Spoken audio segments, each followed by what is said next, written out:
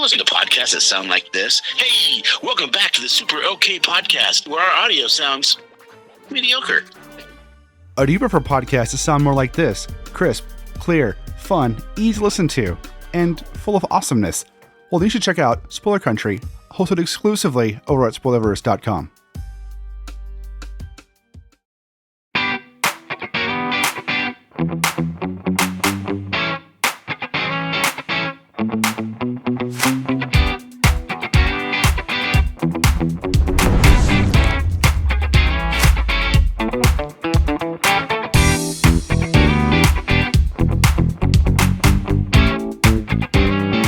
Hey, what's going on, guys? Colton here from Bridging the Geekdoms. I know it's rare seeing me on this one. I'm normally on Polygon Warriors or whichever one, but hey, I'm back on here. So today I'm bringing you the American Horror Stories Episode 1 review, which is the Rubber Woo Man Part 1. Yes, it's a two-part series. I haven't got around to seeing Episode 2 yet. I do apologize. It came out this past week. I really didn't know too much about it. I'm assuming they kept most of it under wraps for, various reasons, whether it be COVID or, just kind of like, we don't really know what to do with it. So here you go. From my understanding, the basic premise of like American Horror Stories is to kind of connect or maybe like give you some more like what if scenarios or, give you some more like, hey, this also happened here, try to let you in on some of the stuff. So the first episode or the first two episodes revolve around Murder House, which was in season 1. And I will go into spoilers later on. It does bring back a character from Murder House, which I'm sure everybody already knows who it is, but spoiler warning, it's only been like a week roughly. So anyway, Rubber Woman, it starts off kind of slow, and then it by the end of the episode, you're popping off, and you don't even understand what's happening. It's insane. It starts off, they move into the house, and then from there on, it just goes off the chain. There's not much that I can really talk about without going into spoilers about the episode, outside of the fact that it does take place in Murder House. And, a certain character does make his return. Or its return, I guess, depending on how you perceive it. Don't mind my dogs right now. For some reason, they have a squeak toy. I'm going to throw it in the other room. Sorry about that. I overall, would I rank this an American Horror Story like seasons? It's okay. We're only two episodes in. I think the third one came out a couple days ago as of recording. So I'm not entirely sure where we're going with all this, but I don't know if one season is going to revolve around, the first season of American Horror Story and season 2 and so on and so forth. But from my understanding, where I'm at in the series, one episode in, it's really interesting. So with that being said, I'm probably going to start diving into spoilers. If you haven't seen it, it is streaming on Hulu right now. So with that being said, 3, 2, 1, and now I'm going to start talking about spoilers and the actual episode itself. So the episode starts off with this gay couple, I think Michael and Troy are their names, buy Murder House as like they're house flippers. So, it's a haunted attraction.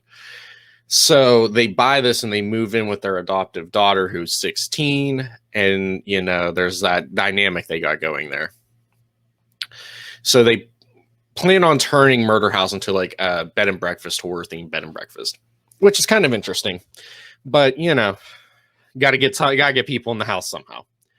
So from there on out, weird things start happening as they move in, and you start to find out their relationship with their daughter.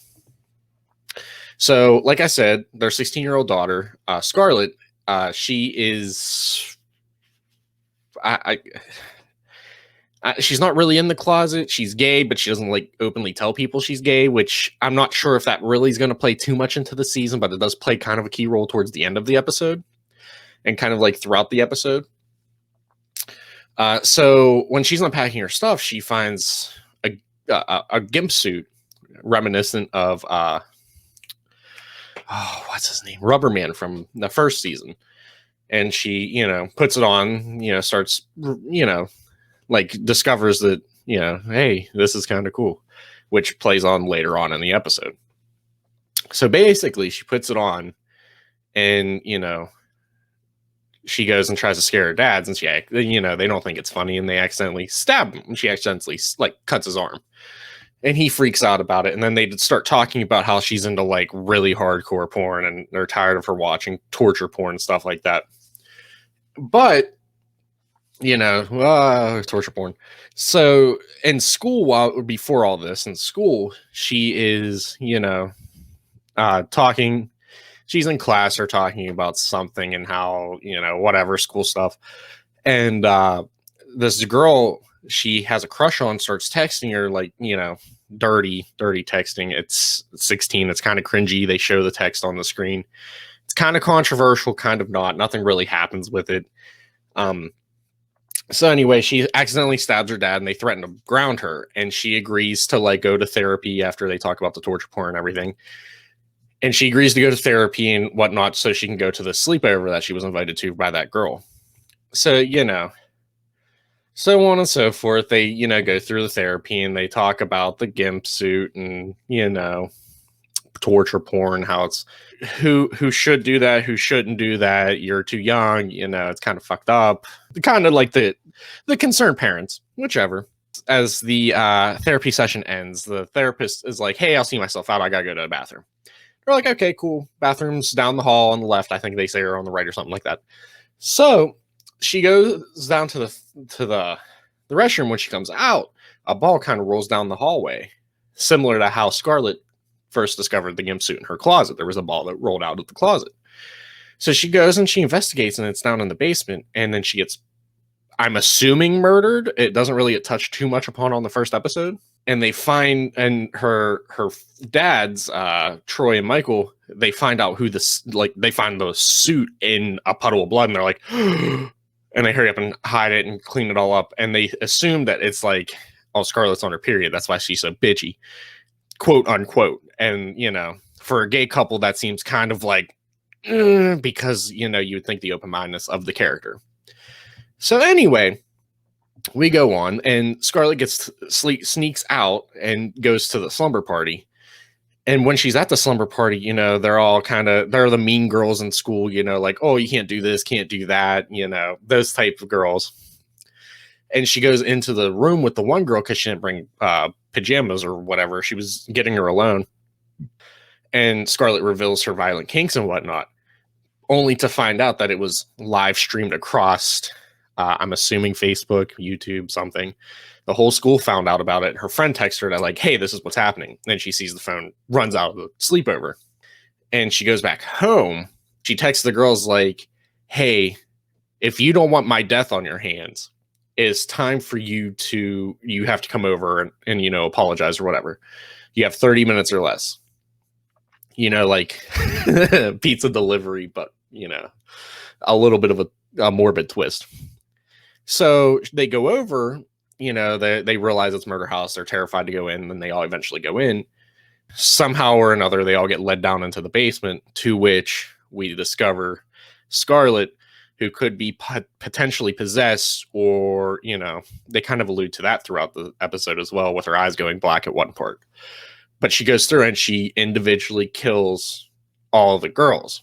That's the big blah at the end of the episode. But, she goes through, she kills them all. And then they eventually, like, her dads wake up the next morning, and she has put the bodies in like a chimney or behind a brick wall, and has cemented it up. And, her dads think she's finally turned around and is like, oh, you're going to finally help and kind of pull your own weight and help us out around here.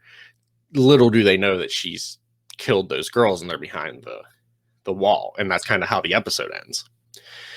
Overall, the episode's kind of interesting. Is definitely a interesting first episode to guide us into a season about Murder House, or, something along those lines. I don't really know how we're going to go with this. I really don't know where the second episode's gonna go, because it's like you just you didn't really introduce anybody else. You killed off 4 of like the 7 or 8 people. You've killed off 5 of the 8 people that you've introduced in this episode, so I don't really know where we're going with that.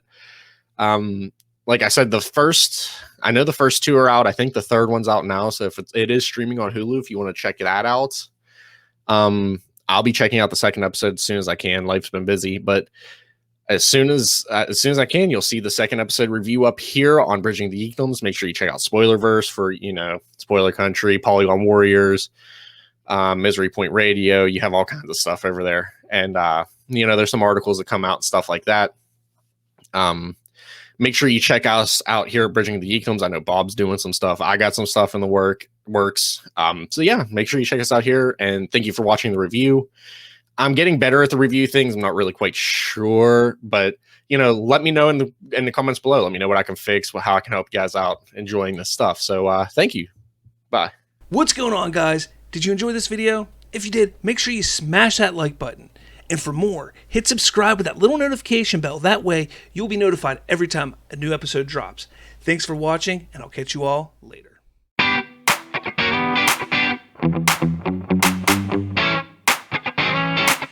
Thank you.